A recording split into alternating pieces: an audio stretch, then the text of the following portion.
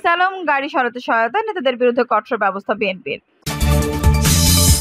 এদিকে ফের 3 দিনের রিমান্ডে গোলাপ। গণভবনের জায়গায় গণহত্যা মিউজিয়াম তৈরির ঘোষণা তারেক রহমানের। 6 ছাত্র নেতার উপর ভারতীয় ভিসা নিষেধাজ্ঞার খবরটি ভুয়া, বলছে ইন্ডিয়া টুডে। জানিয়ে দেব আশুলিয়ায় গণহত্যা কি ঘটেছিল সেদিন। এবং সর্বশেষ জানাবো, আমরা কখনো দেশ ছেড়ে পালিয়ে যাইনি, বলছেন মোনায়েম মুন্না।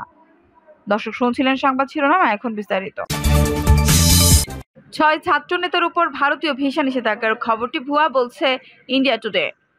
বাংলাদেশের 6 ছাত্র নেতা বৈষম্য বিরোধী ছাত্র আন্দোলনের সমন্বয়ক হাসনাত আব্দুল্লাহ, সার্জিস আলম, নুরুল হক নূর ও নুসরাত তাবাসসুম সহ 6 জনের উপর ভারতের ভিসা নিষেধাজ্ঞার খবরটি ভুয়া বলে জানিয়েছে ভারতীয় সংবাদ মাধ্যম ইন্ডিয়া টুডে। ইন্ডিয়া টুডের প্রতিবেদনে দাবি করা হয়েছে, বাংলাদেশি মিডিয়া বলা হয়েছে ভারত বিরোধী অনুভূতি জাগিয়ে তোলার জন্য শিক্ষার্থীদের বিরুদ্ধে অ্যাকশন নেওয়া হয়েছে। বাংলাদেশি মিডিয়ার একাংশের প্রতিবেদন দাবি করা হয়েছে যে ভারত 6 বাংলাদেশি ছাত্র নেতার উপর ভিসা নিষেধাজ্ঞা আরোপ করেছে। আর এর আগে 6 ছাত্র নেতার উপর ভারতের ভিসা নিষেধাজ্ঞা শীর্ষক একটি সংবাদ রোববার প্রকাশ করে দ্য মিরর এশিয়া।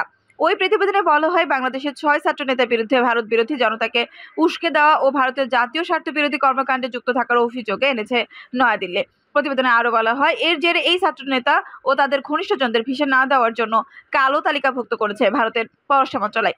এরই মধ্যে এই সংক্রান্ত মৌখিক নির্দেশনা ঢাকাস্থ ইন্ডিয়ান হাই কমিশনে পাঠানো হয়েছে। দিল্লিতে কর্মরত কয়েকজন ভারতীয় গণমাধ্যমের সাংবাদিক দ্য মিরর এশিয়াকে বিষয়টি নিশ্চিত করেছেন। কোটা সংস্কার আন্দোলন ঘিরে গত জুলাইয়ের শুরু থেকে উত্তাল হয়ে ওঠে বাংলাদেশ।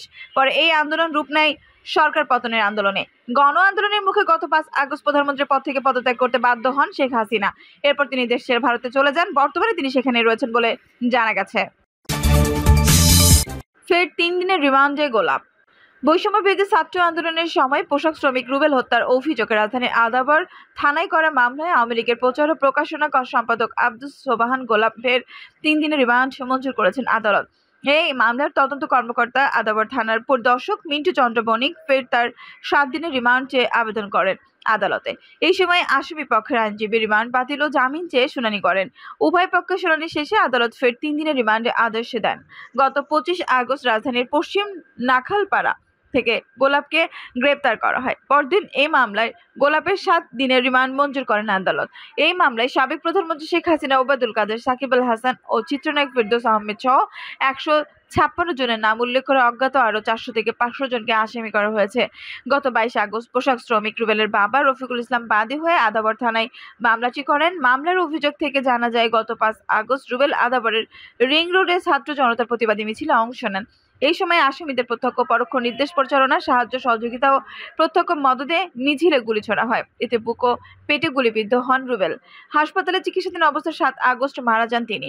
মামলায় আসামির তালিকায় দল হিসেবে বাংলাদেশ আওয়ামী লীগ, বাংলাদেশ ছাত্রলীগ, বাংলাদেশ যুবলীগ, বাংলাদেশ স্বেচ্ছাসেবক লীগ, বাংলাদেশ শ্রমিক লীগ, বাংলাদেশ তাঁতি লীগ, বাংলাদেশ কৃষক লীগ, বাংলাদেশ মৎস্যজীবী লীগের নামও রয়েছে উল্লেখে।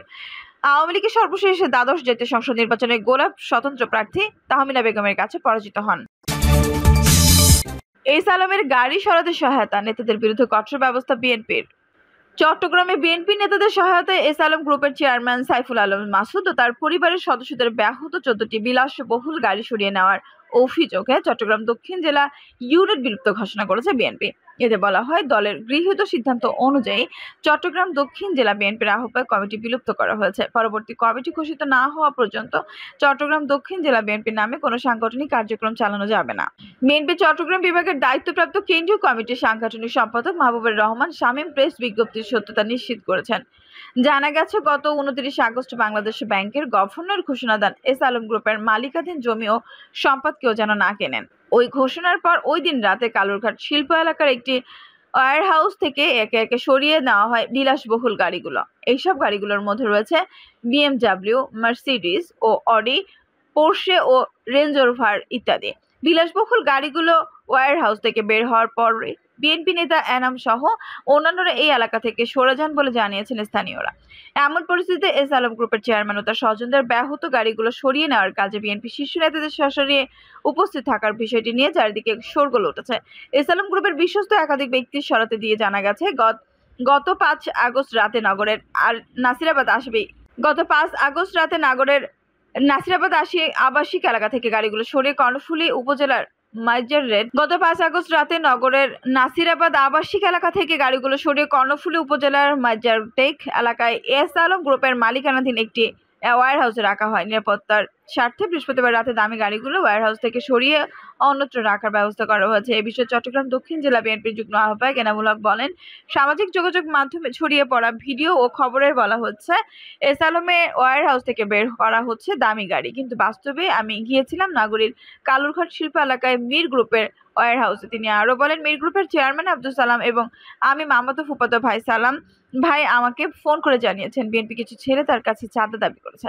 তাই আমি বিএনপির নেতা সুফিয়ান ভাইকে সঙ্গে নিয়ে কালুরঘাট শিল্প এলাকায় মীর গ্রুপের মালিকানাধীন একটি ওয়্যারহাউসে যাই। সেখানেই গাড়িগুলো কাদের ছিল তা আমি জানি না।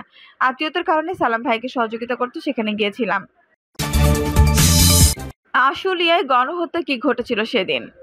পুলিশের বেস্ট ও মাথায় হেলমেট পরা এক ব্যক্তি আরেকজনের সহায়তায় একটি ভ্যান একজন যুবকের মরদেহ তুলছিলেন, এমন একটি ভিডিও বাংলাদেশ সামাজিক যোগাযোগ মাধ্যমে ছড়িয়ে পড়েছে। সেই ভিডিওতে দেখা যায় আগে থেকে আরো কয়েকজনের মরদেহ ওই ভ্যানের উপরে ছিল, তার উপরে আরো মরদেহ স্তূপ করে রাখা হচ্ছে। 1 মিনিট 28 সেকেন্ডের এই ভিডিওটি গত 5 আগস্ট সাভারের আশুলিয়ায় ধারণ করা।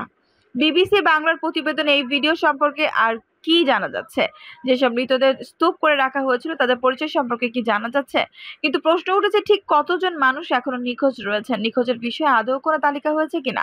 স্থানীয় সাংবাদিকরা জানান, 5 আগস্টের দিন আন্দোলনকারীরা থানার সামনে অবস্থান নেয়। তাদের ছত্রভঙ্গ করতে police tear shell, rubber bullet ও গুলি করে। সে সময় সেখানে উপস্থিত থাকা স্থানীয় একজন সাংবাদিক নাম প্রকাশ না করার শর্তে বলেন, এটা আশুলিয়ার থানার একদম পাশেই। পুলিশ যখন গুলি করে তখন বেশ কয়েকজন নিহত হয়, এখানে সেখানে লাশগুলো পড়ে থাকে। এই অংশটুকু আমার নিজের চোখে দেখা। তিনি জানান, এক পর্যায়ে আশেপাশে পড়ে থাকা 6 জনের মরদেহ পুলিশ একটা ভ্যানের মাধ্যমে ওঠায়, যেটার ভিডিও ভাইরাল হয়েছে। থানার সামনে দোতলা ভবনের জানালা দিয়ে একজন এই ভিডিও ধারণ করেন। তবে এই মরদেহগুলো কিভাবে পুলিশের গাড়িতে গেল সেটা জানা যায়নি বলে জানান এই সাংবাদিক। অনেকে ধারণ করছে পুলিশই অন্য জায়গায় সরিয়ে নেওয়ার জন্য তাদের গাড়িতে মরদেহ রেখেছিল। তিনি বলেন, যখন আন্দোলনকারীরা থানায় হামলা চালায়, থানার সামনে আশেপাশে যত গাড়ি ছিল সব গাড়িতেই আগুন ধরিয়ে দিয়েছিল। তেমনি একটা পুলিশের গাড়িতে ছিল লাশগুলা, ওইগুলাও কিন্তু আগুনে পুড়ে যায়, একেবারেই 6টাই।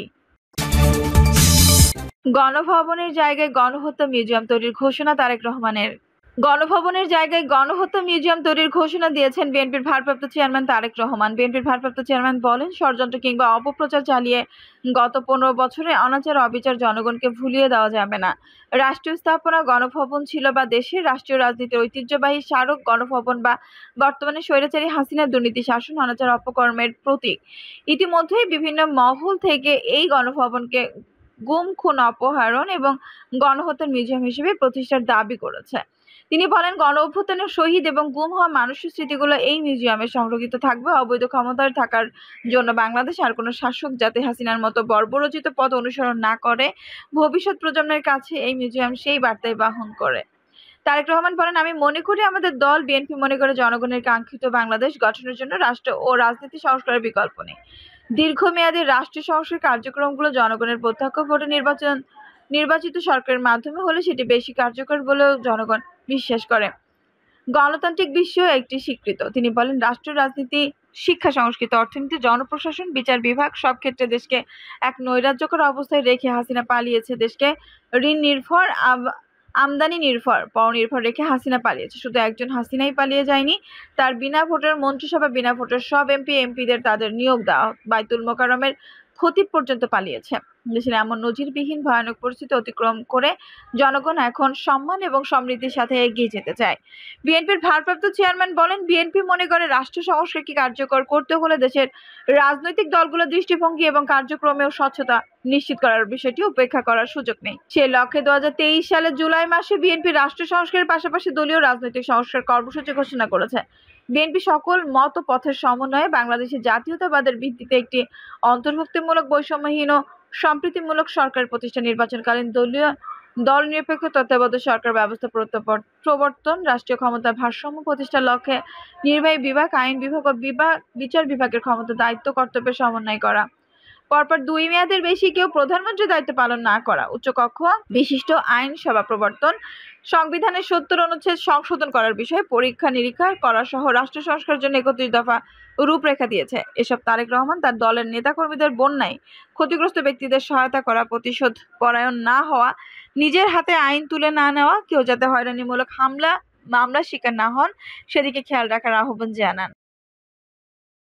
দর্শক, এই ছিল এখনকার সর্বশেষ সংবাদ। নিউজটি ভালো লাগলে অবশ্যই একটা লাইক দিন, কমেন্টে আপনার মূল্যবান মতামত জানান। সবসময় আমাদের পাশে থাকতে সাবস্ক্রাইব করে বেল বাটনটি অন করে রাখুন। ধন্যবাদ।